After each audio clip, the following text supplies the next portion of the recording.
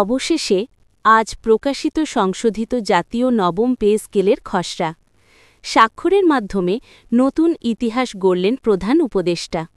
দুর্গম এলাকা ভাতা নতুনভাবে অন্তর্ভুক্ত, সর্বোচ্চ ৫,০০০ টাকা পর্যন্ত। বন্ধুরা, বিস্তারিত আলোচনা যাওয়ার পূর্বে এখনও যারা চ্যানেলটি সাবস্ক্রাইব করেননি, এক্ষুনি চ্যানেলটি সাবস্ক্রাইব করে বেল বাটনটি অন করে দিন। অবশেষে সেই বহুল প্রতীক্ষিত মুহূর্ত আজ প্রকাশিত হল সংশোধিত জাতীয় নবম পে স্কেলের খসড়া। বাংলাদেশের প্রশাসনিক ইতিহাসে এটি এক নতুন অধ্যায়, এক নতুন সূচনা।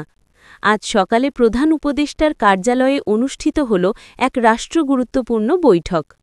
বৈঠকের শুরু থেকেই ছিল উত্তেজনা, কৌতূহল আর প্রত্যাশার মিশ্র পরিবেশ।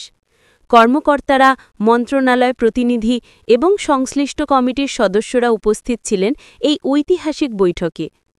প্রথম দিকেই দেখা যায় প্রধান উপদেষ্টার মুখে কিছুটা কঠোরতা, কিন্তু চোখে স্পষ্ট এক দৃঢ় সংকল্প।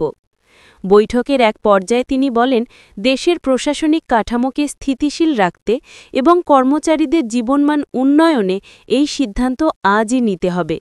এরপরই করতালিতে মুখর হয়ে ওঠে সভাকক্ষ। কয়েক মিনিট নীরবতা, তারপর প্রধান উপদেষ্টা ঘোষণা দেন, আমি স্বাক্ষর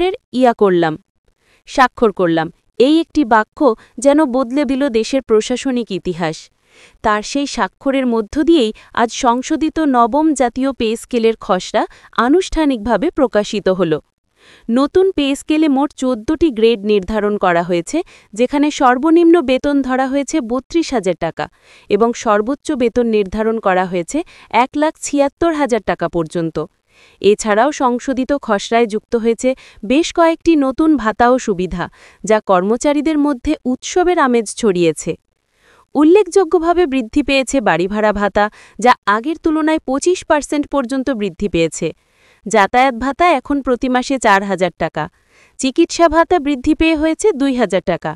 শিক্ষা ভাতা পরিবারের সদস্য সংখ্যা অনুযায়ী ১,২০০ থেকে ২,০০০ টাকার মধ্যে। দুর্গম এলাকা ভাতা নতুনভাবে অন্তর্ভুক্ত, সর্বোচ্চ ৫,০০০ টাকা পর্যন্ত। বিনোদন ভাতা, বিশেষ দায়িত্ব ভাতা ও দুর্যোগ সহায়তা ভাতা যুক্ত করে একটি আধুনিক কাঠামো তৈরি করা হয়েছে। প্রধান উপদেষ্টা বলেন, এই সংশোধনী শুধু একটি বেতন কাঠামো নয়, এটি কর্মচারীদের জীবনে আশার প্রতীক। বৈঠকের শেষভাগে দেখা যায় মন্ত্রণালয় প্রতিনিধি ও সরকারি কর্মচারী ইউনিয়নের প্রতিনিধিরা দাঁড়িয়ে করতালি দিচ্ছেন। কেউ কেউ আবেগে চোখ মুছছেন, কারণ মাসের পর মাস যে আন্দোলন, যে অপেক্ষা, আজ তার ফল মিলেছে। সংশোধনী কমিটির এক সদস্য বলেন, এটি এমন এক খসড়া যা বাস্তবায়িত হলে দেশের কর্মচারীদের জীবনযাত্রা বদলে যাবে। প্রধান উপদেষ্টা আরও যোগ করেন, আমি চাই আগামী মাস থেকেই এই খসড়া বাস্তবায়নের প্রাথমিক কার্যক্রম শুরু হোক, কেউ যেন অবহেলিত না থাকে। বৈঠক শেষে সারা দেশে শুরু হয়েছে প্রতিক্রিয়ার ঝড়। সামাজিক যোগাযোগ মাধ্যমে, অফিস পাড়ায়, এমনকি সাধারণ জনগণের মধ্যেও এখন আলোচনার কেন্দ্রবিন্দু নবম পে স্কেল বাস্তবায়নের সূচনা আজ থেকেই। বিশেষজ্ঞদের মতে এই খসড়া দেশের অর্থনীতিতে নতুন গতি আনবে। সরকারি চাকুরিজীবীদের পাশাপাশি শিক্ষা খাত, স্বাস্থ্য খাত এবং প্রশাসনিক সেবা খাতে দেখা দেবে নতুন উদ্যম। আজকের এই ঘোষণা যেন নতুন এক ভোরের সূচনা। প্রধান উপদেষ্টা সেই স্বাক্ষর শুধু একটি কাগজে লেখা নয়, এটি লাখো সরকারি কর্মচারীর পরিবারের মুখে হাসির প্রতীক। রাষ্ট্রের উন্নয়নের গতিকে ত্বরান্বিত করতে এই নবম জাতীয় পে স্কেল সংশোধন হবে ভবিষ্যতের এক মাইলফলক। অবশেষে দেশের ইতিহাসে আজকের দিনটি লেখা থাকবে স্বর্ণাক্ষরে।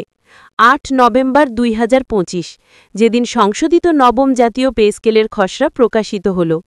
স্বাক্ষরের কালি শুকানোর আগেই শুরু হল নতুন আশার অধ্যায়। বাংলাদেশের কর্মজীবীরা আজ পেয়েছে নতুন স্বপ্ন, নতুন শক্তি, নতুন প্রতিশ্রুতি।